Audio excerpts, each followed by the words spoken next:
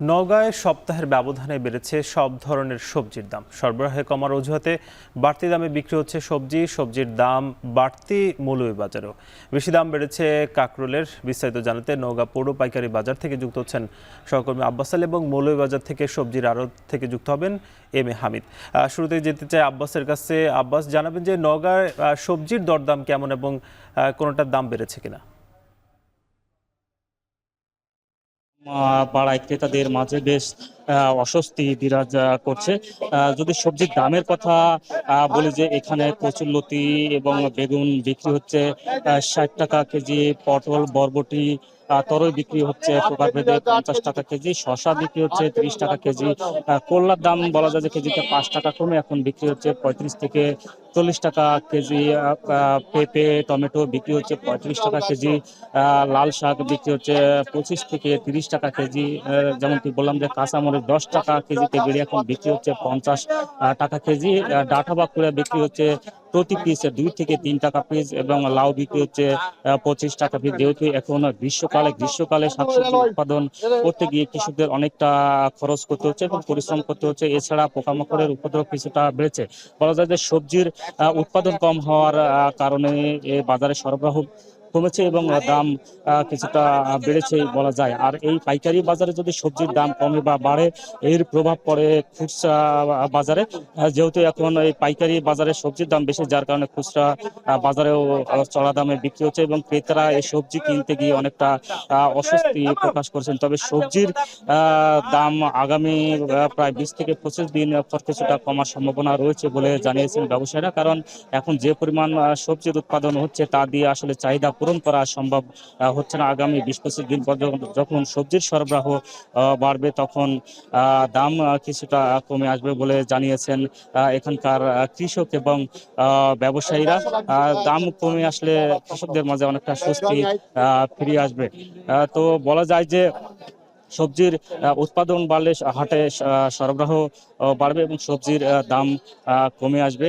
বলা যায় যে গ্রীষ্মকালীন যে সবজির উৎপাদন হওয়ার কথা প্রায় 7,000 হেক্টর জমিতে লক্ষ্যমাত্রা নির্ধারণ করা হয়েছে, তার মধ্যে এখন প্রায় 3,500 হেক্টর জমিতে শাকসবজির উৎপাদন হচ্ছে। এই উৎপাদন কমে আসার কারণে দাম কিছুটা বেড়েছে। তো এই ছিল আমার কাছে শাকসবজির দাম নিয়ে সবশেষ।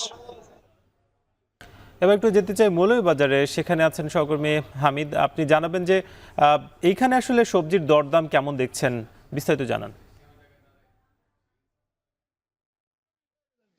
সাকিব, আমি দাঁড়িয়ে আছি কুসুমবাগ সবজির আড়তে, যেখানে দেখতে পাচ্ছেন আমার পিছনে কিন্তু প্রচুর পরিমাণে সবজি বেচা কিনা শুরু হয়েছে।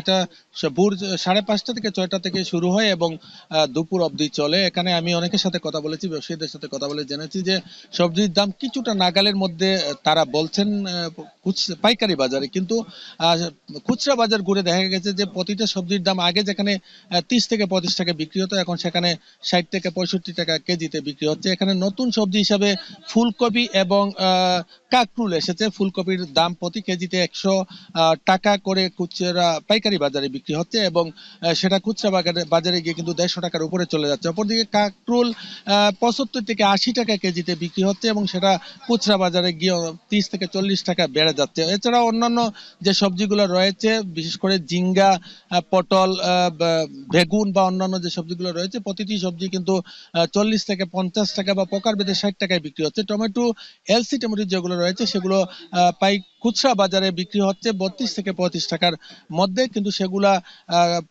পাইকারি বাজার খুচরা বাজারে গিয়ে সেগুলো কিন্তু দাম অনেক বৃদ্ধি পেয়েছে। এছাড়া বেন নিয়ে যারা বের হয় তারা কিন্তু সবজির দাম অনেকটা দ্বিগুণ করে দিয়ে বাসা বাড়িতে বিক্রি করছে। এতে করে প্রশাসনের তদারকি না থাকার কারণে তারা বলছেন যে সবজির দাম বৃদ্ধির দিকে যদি প্রশাসন সেদিকে নজর দিত তাহলে হয়তো সবজির দাম নাগালের মধ্যে আসতো। এছাড়াও আমি কথা বলেছিলাম যারা পাইকারি বাজারে আড়তদার রয়েছে তাদের সাথে, তারা বলছেন যে এই মুহূর্তে যদিও সীমিত রয়েছে সবজির দামগুলো, কিন্তু আরো 15 দিন পরে যখন প্রচুর পরিমাণে বৃষ্টি হবে তখন সবজির দাম কিন্তু আরো বেশি বাড়বে। এবং এদিকে পেঁয়াজের বাজারেও কিন্তু যা দেখা দিয়েছে, প্রতি কেজি পেঁয়াজে 25 থেকে 30 টাকা বেড়ে গিয়েছে। এই ছিল আমার কাছে মৌলভীবাজার থেকে সবজি এবং পেঁয়াজ নিয়ে সবশেষ। ধন্যবাদ হামিদ। আমাদের সঙ্গে যুক্ত ছিলেন নওগাঁ থেকে এবং মৌলভীবাজার থেকে দুজন সহকর্মী। তারা জানাচ্ছিলেন যে সবজির বাজারের খোঁজ খবর।